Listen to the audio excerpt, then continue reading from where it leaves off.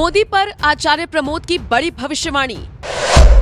तीसरी बार पीएम बने तो पाकिस्तान न रहे। पीओके पर कर दिया भीषण ऐलान।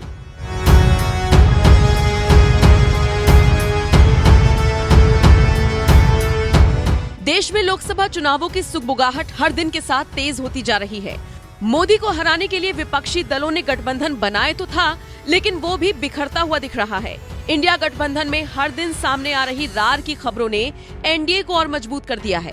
कहा तो अब ये तक जाने लगा है कि तीसरी बार भी जनता ने पीएम के तौर पर मोदी को फाइनल कर लिया है। हालांकि हाल फिलहाल कुछ भी कहना जल्दबाजी होगी। वैसे हम कुछ कहें या ना कहें, लेकिन कभी कांग्रेस के पुराने साथी रहे आचार्य प्रमोद ने न सिर्फ मोदी के तीसरी बार पीएम बनने की भविष्यवाणी कर दी, बल्कि ये भी ऐलान कर दिया कि अगर वो तीसरी बार पीएम बनते हैं तो फिर शायद पाकिस्तान न रहे और पीओके न रहे। जरा सुनिए क्या कुछ कहा आचार्य प्रमोद ने।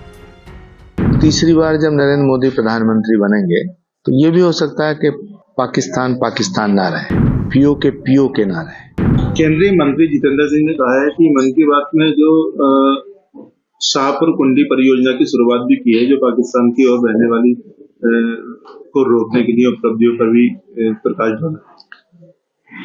मुझे लगता है कि तीसरी बार जब नरेंद्र मोदी प्रधानमंत्री बनेंगे तो ये भी हो सकता है कि पाकिस्तान ना रहे, पीओके ना रहे। जो अखंड भारत का सपना हमारे करोड़ों भारतीयों का है, हमारे शहीदों ने देखा है, चाहे वो कारगिल में शहीद हो उनका सपना है, चाहे वो इस देश की सीमाओं पर शहादत देने वाले तमाम हमारे नौजवान, तमाम जवान, तो सपना अखंड भारत का सपना पूरा हो जाए। प्रियंका गांधी जी पर मैं कोई टिप्पणी नहीं करना चाहता। विपक्ष में वो सर्वाधिक लोकप्रिय नेता है, लेकिन पार्टी के जो कुछ नेता हैं, पहले उनका जो बोझ है पार्टी के ऊपर, मैं प्रियंका जी से इतना ही कहना चाहूंगा कि पहले उस बोझ को उतारें, फिर बाकी चीजों पे बात करें। धरना प्रदर्शन होना अलग बात है।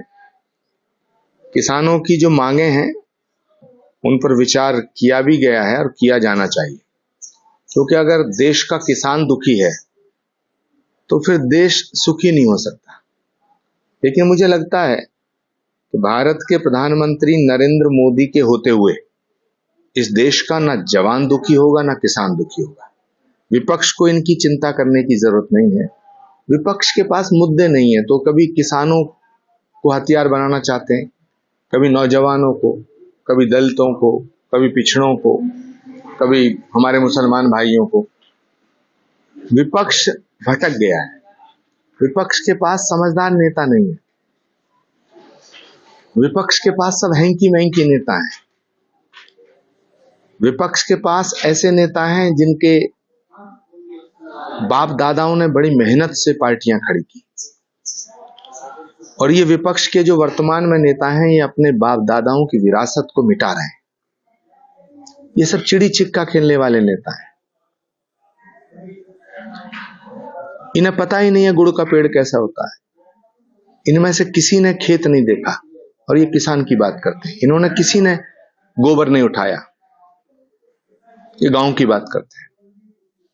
इन्होंने किसी ने हल नहीं चलाया। एयर कंडीशन में बैठ के अंग्रेजी में हैंकी पैंकी बातें करके ये किसानों की बात करते हैं। भारत का किसान राष्ट्रभक्त है। उसकी मांगों को माना जाना चाहिए, सुना जाना चाहिए, और भारत के किसानों को न्याय मिलना चाहिए। और मुझे पूरा भरोसा है प्रधानमंत्री नरेंद्र मोदी के रहते हुए भारत के किसानों के साथ अन्याय नहीं होगा।